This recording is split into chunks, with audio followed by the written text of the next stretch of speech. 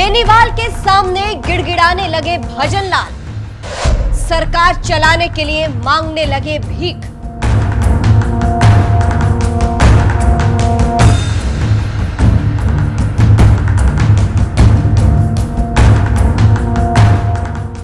नमस्कार, मैं हूं आपके साथ सृष्टि श्रीवास्तव। क्या भजनलाल शर्मा से राजस्थान नहीं संभल पा रहा है?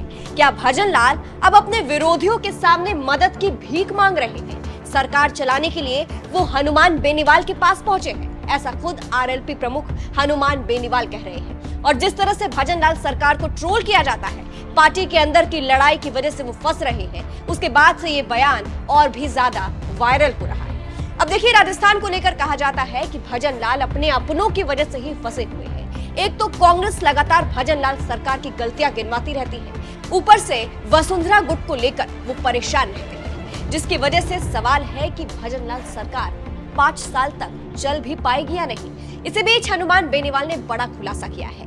हनुमान बेनीवाल ने एक कार्यक्रम के दौरान खुलासा करते हुए कहा है कि भजनलाल सरकार उनके साथ समझौता करना चाहती है। भजनलाल ने खुद कहा है समझौता करने के लिए राजस्थान के अंदर की लड़ाई को भजनलाल खत्म करना चाहते हैं और 4 साल सरकार चलाना चाहते हैं। इसीलिए भजनलाल बेनीवाल के सामने गिड़गिड़ा रहे हैं समझौता करने के लिए। आप पहले बेनीवाल का बयान सुनिए। और मेरा किसी से कोई मुकाबला नहीं, मैं कोई मंत्री पदों के पीछे नहीं भागता, सत्ता के पीछे नहीं भागता।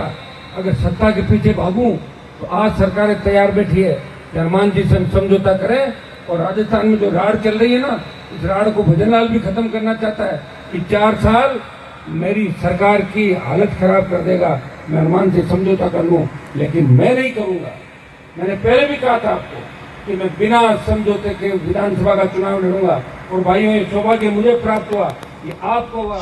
तो सुना आपने, बेनीवाल ने खुलासा किया है कि भजनलाल उनके सामने गिड़गिड़ा रहे हैं, लेकिन बेनीवाल इनकार कर रहे हैं। इसके बाद से चर्चा है कि भजनलाल तो बेनीवाल के सामने हाथ जोड़ रहे हैं समझौता करने के लिए। बता दें, भजनलाल शर्मा जब सीएम बने थे तो उनके सामने सबसे बड़ी चुनौती बनकर वसुंधरा राजे सामने आई थी, क्योंकि वसुंधरा सीएम बनना चाहती थी, लेकिन ऐसा हुआ नहीं। जिसके बाद से वसुंधरा गुट और उनकी पावर ने भजनलाल की मुश्किलें बढ़ाई। वसुंधरा किसी कार्यक्रम में नहीं पहुंचती थी और अपने तेवर दिखाती थी। जनता के सामने भजनलाल सरकार की इमेज ऐसी बन गई कि वो अपनी पार्टी को ही नहीं संभाल पा रहे हैं। उसके ऊपर से कांग्रेस भी लगातार भजनलाल को घेर रही थी।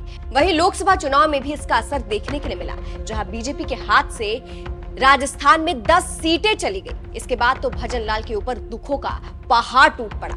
इसीलिए बेनीवाल के दावे को सच भी माना जा रहा है कि वो अब किसी मजबूत नेता का साथ चाहते हैं।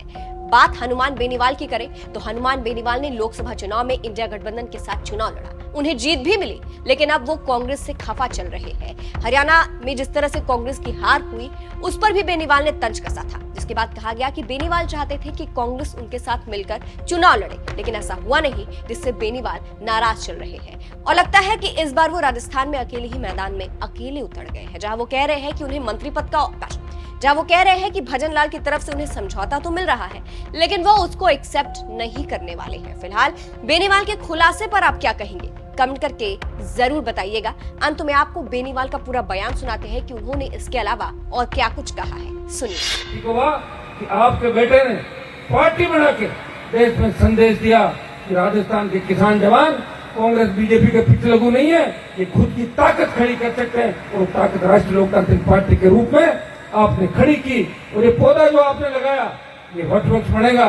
इस राजस्थान के किसी भी टोल नाके से निकल जाओ और आरएलपी की बात कर दो, तुम आरएलपी के ये झंडा लगी गाड़ी है, हिम्मत नहीं कि वो टोल वाला उसको रोक ले, सन्नाट गाड़ी टोल के ऊपर रुक जाती है। ये हनुमान बेनीवाल की नहीं, ये किसानों जवानों की ताकत और आशीर्वाद है। टोल मुक्त की बात हमने करी थी, फ्री बिजली की हमने बात करी थी, हमने कर्ज माफी की बात करी थी, और जो करी थी उसको निभाया। सत्ता को ठोकरें मार के सड़कों में चलना बहुत टेढ़ा काम है। पीठ में छुरा तो कोई घोंप सकता है, भाई भाई का दुश्मन हो सकता है, लेकिन अपने लोगों के लिए पूरा जीवन समर्पित करके भगत सिंह की तर्ज पे चल के कौम और किसान का नाम रोशन करने के लिए बहुत बड़ा हौसला और ताकत चाहिए।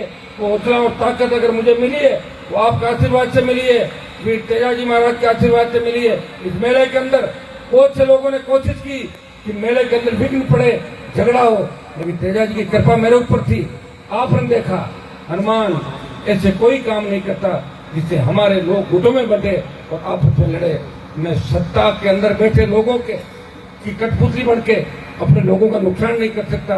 मेरा नुकसान हो जाए लेकिन किसान और मेरे भाइयों का नुकसान नहीं होने दूंगा।